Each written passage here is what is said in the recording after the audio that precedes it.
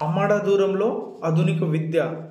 ఇటీవల ఒక సర్వేలో తాజా విషయాలు బయటపడిన విషయాలు మనం ఒకసారి మాట్లాడుకుంటే, ఎన్నో సవాళ్ళు మనకంటే జీడిపిలో చాలా దేశాలు వెనుక ఉన్నా కూడా విద్యా వ్యవస్థలో మనకంటే చాలా దేశాలు ముందు ఉన్నాయి. కాంపిటీషన్ వేషన్ ఇండెక్స్ GTCIలో 130 దేశాలు సరసన ఇండియాకు 103వ ర్యాంక్ లభించింది.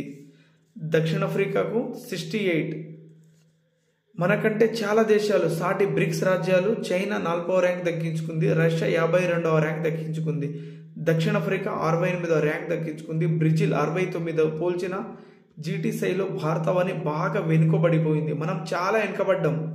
పాఠశాల నుంచే సాంకేతిక విద్యా బోధనకు చాలా ప్రాధాన్యమిస్తున్న దేశాలు మన దేశం చాలా వెనుకబడిపోతుంది.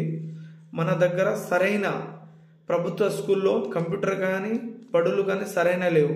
ప్రైవేట్ రంగంలో అటు ఇటు.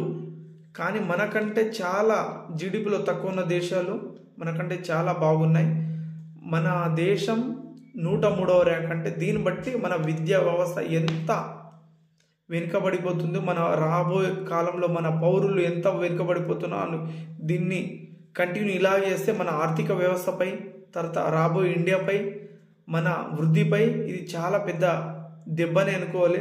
కాబట్టి ఇప్పుడైనా తేరుకొని ఇది సరైన గైడ్లో మన విద్యా వ్యవస్థ ఆధునిక పద్ధతిలో జరగాలి. ఇలా జరిగితే కానీ మన విద్యా వ్యవస్థ చేంజ్ రాదు, మార్పులో రాదు.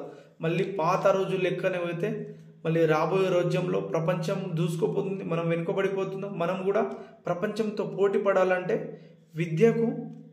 విద్యకు